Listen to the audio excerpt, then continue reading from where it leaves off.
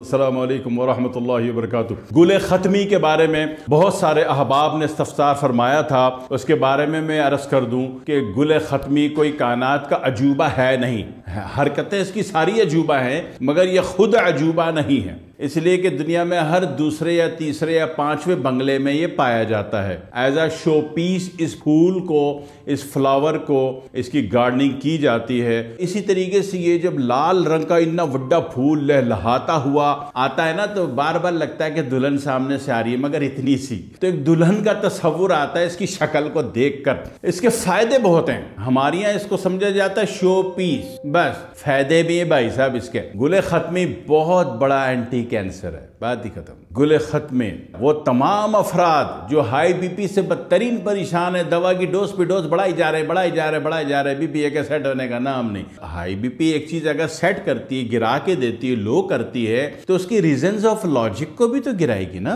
तो of course जहां ये हाई बीपी को सेट करने पर आपका अच्छा मददगार फूल है ये गुल ख़त्मी, तो वहां पे ये cholesterol, bad cholesterol, good cholesterol को तो ये अच्छा करता है, बैड कोलेस्ट्रॉल को ये खात्मा बिल खैर करने पे तुल जाता है। अपनी उन तलवारों से जो नजर नहीं आती, निगाहों की तलवारें नहीं बोली, अपने इसका एक मेडिकेटेड फायदे हैं अल्लाह ताला ने बनाए, वो वाले कह रहा हूं। कमाल ये है कि ट्राइग्लिसराइड को भी ये कोट पीट के गिरा के टकड़े टकड़े करके जिस्म से खारिज करने पे तुल जाता है। गुल ख़त्मी दुनिया का अजूबा है कि नहीं है। और जब ट्राइग्लिसराइड और बैड कोलेस्ट्रॉल एक साथ गिराओगे तो पेट भी आपका स्मार्ट होना शुरू हो जाता है नहीं कमाल की बात। और जब पेट स्मार्ट होना शुरू हो जाता है तो आप खुद भी स्मार्ट और प्यारे और अच्छे तरीन दिखने शुरू हो जाते हैं। कितने कमालात है ना, जादू है ना, ये है भी जादू। हाँ, तो एक तो इसके फायदे बहुत सारे हैं कि जनाब अली इसने बीपी आपका सेट करना शुरू कर देता है, यानी कि ऑफ कोर्स आपका एक दोस्त और मददगार किस्म का फूल है। और जनाब अली इसकी चाय बना ली जाती है, बड़े होते रहे, आप तोड़ते रहे, साय में खुशक करते रहे, घर में जमा करते रहे, बेशक उनको बाद में आपने पीस लिया और बेशक एक चाय का चम्मच बहुत होता है, इसको उबाल के पी लिया। कावा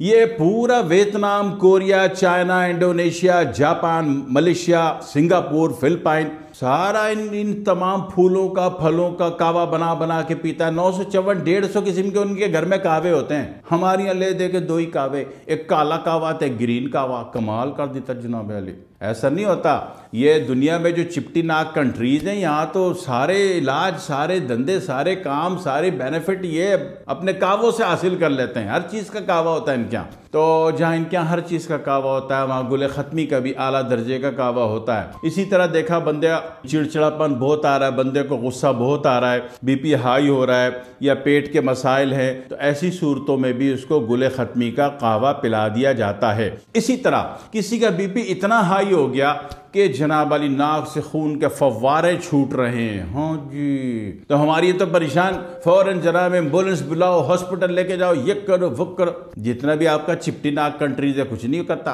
वो गुल ख़त्मी का एक चाय का चम्मच उबाल के, हाँ ये है कि सिर्फ नाक के खून वाली कैफियत में इसको ठंडा कर लिया जाता है, हल्का सा फ्रिज में रख लिया, 2 मिनट ठंडा किया जाए। बाकी हर कैफियत में इसको नीम गर्म पिया जाता है, सिर्फ नाक से खून आने की कैफियत में इसको ठंडा किया जाता है फ्रिज में, तो जनाब अली फिर वो पिला दिया जाता है। और पीने की देर है, ये मुंह से नीचे जाता है और नाक से खून ऊपर सेट हो जाता है। तो इसके फायदे अल्लाह ताला ने बहुत सारे दिए। और वो तमाम केसेस जहां पे जनाब अली खून की अफजूनी और खून जो है कसरत से ज़ाय हो रहा है, और वो पेशाब से आ रहा है या बाथरूम से आ रहा है या मेंसेस में ज़्यादा आ रहा है, ऐसी तमाम सूरतों में भी इंतहाई मुफीद है। इन्फ्लेमेशन, जलन की कैफियत, एक तो दिल जलता है ना, वक्त जलता है, कुड़ता रहता है ना, दिल के जलने को पता नहीं फायदा देगा नहीं देगा।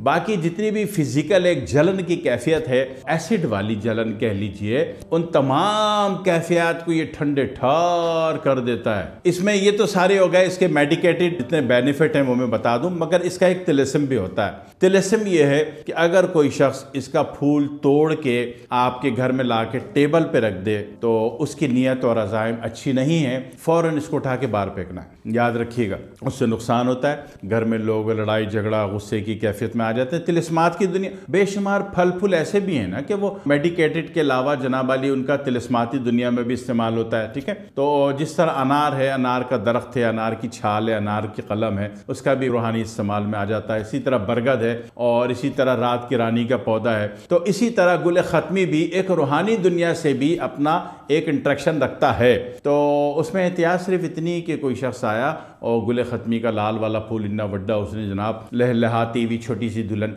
ला के रख दी टेबल पे, तो उसको महसूस ना हो लेकिन गैर महसूस तरीके से फौरी तौर पर उठा कर उसको घर से बाहर फेंक देना है, वरना घर में लड़ाई झगड़े की कैफियत होती, एक अच्छी कैफियत नहीं। दूसरी बात यह है कि आपका अपना है तो बहुत अच्छी बात है, कहीं से लेना है तो जिसके घर से बंगले से तोड़ना है उससे इजाज़त लेके तोड़ना है। हाँ जी, अगर बगैर इजाज़त लिए तोड़ा तो ये हराम हो गया, इसको खाने से भी नुकसान और पीने से भी नुकसान। तो बेहतर है कि बंदा रिक्वेस्ट करके इजाज़त ले ले, किसी से इजाज़त लेके तोड़ ले, या उनके पास पड़े हुए सूखे हो तो वो दे देगा आपको, नहीं तो फिर ये कि नर्सरी से जाके खुद उगा लो, 5 गमले ले आओ और मर्जी रोज़ एक फूल तोड़ी जाओ, उबाली जाओ, उसको ताज़ा फूल भी उबाल के ठंडा करके नीम गर्म पी सकते हो। सिर्फ खून आने की कैफियत में नाक से आप इसको फ्रिज में ठंडा करके पिएंगे, इसके अलावा तमाम कैफियतों में इसको नीम गर्म पिएंगे, तो फिर गुल ख़त्मी अल्लाह का एक अजूबा है। करके देख लीजिएगा, फिर दुआ में याद रखिएगा। वस्सलामु अलैकुम वरहमतुल्लाहि वबरकातुहू।